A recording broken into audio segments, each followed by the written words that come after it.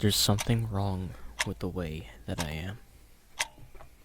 A single uncompromising aspect that needs to be purged but cannot be identified. I cannot see the world in front of me, but I know it perceives me, staring with 1,000 blind eyes into my soul in past oblivion. Sounds pierce my ears, foreign and familiar, the tongue of a beast far beyond me, surrounding me completely in a cage of its incomprehensible laughter. My legs buckle, but I remain standing. My feet hold firm to the ground, but I am falling through a burning sky which claims me at the fault of it all. Images flash to the forefront of my mind as 1,000 lights grasp at my eyes like insects scrambling to a rotten fruit. Things that hold intense and immediate importance are lost as fast as they are conjured. Every sensation assaults me 1,000 times over. I close my eyes, but it persists, like a malicious spirit, staring, noticing, remembering everything. Something touches me from the inky black. A hand that I can recognize, that I can identify. I know this one, but his existence only severs that which threatens me transiently. In order to live, I must leave, and now I feel as I may. My mouth opens dryly. The grasp of a frigid corpse closes upon my entire body, despite the supposed warmth of the cramped room which traps me. I look upon the recognized face, and see nothing in his eyes. His face is skewed, his voice inaudible, but concerned. I speak in hushed whispers that feel louder than thunder. An excuse is created. A lie is told. He hears my voice, but does not notice the intentions of my leave. My body finally moves, stumbling like a wounded animal past nameless faces and hollow bodies into the cool air outside the plaza. Calmer lights surround me now, the burning eyes left harmlessly behind me. The world comes to a brief calm, like the eye of a great storm that I know has not yet passed. My heart still thrashes like an ape in a cage of heated metal. My body still weighs heavy as if lead has replaced my blood, pumping through tired, fraying veins. And I feel my hand is indented and sore, having gripped my necklace while I was in such a state. A desperate, unconscious attempt to ward away my delirium as a holy man does a devil. I steady my outsides, straighten my back, and loosen my clenched hands.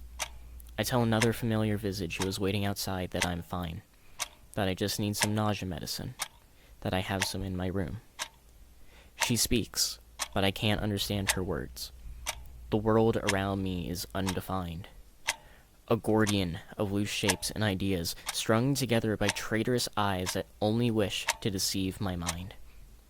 I can't comprehend much of anything except for the need to leave, to get out of their sight, to get somewhere safe before whatever horrible thing I've been dreading comes to pass.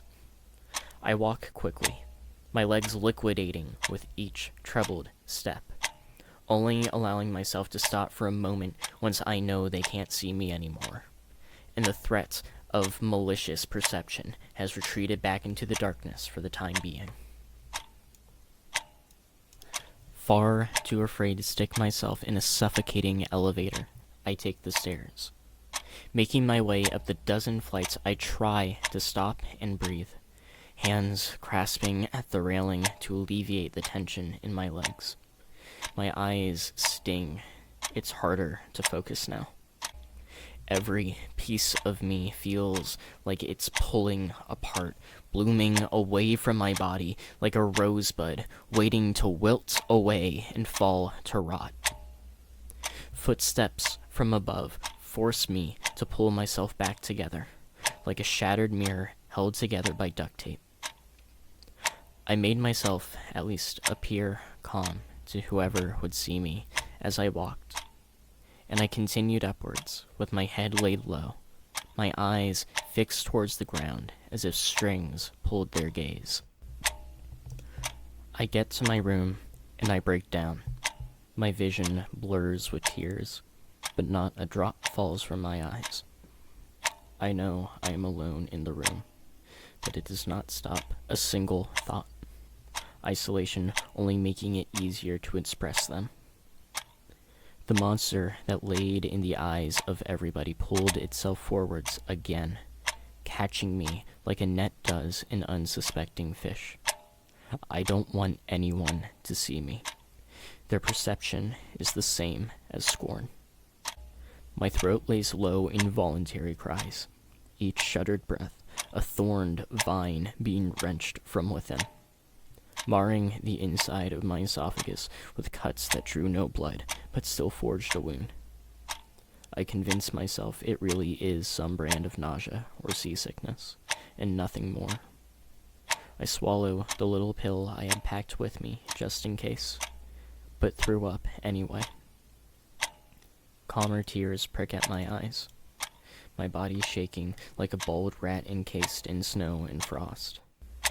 My body feels atrophied and sore, but I feel far better than I had before.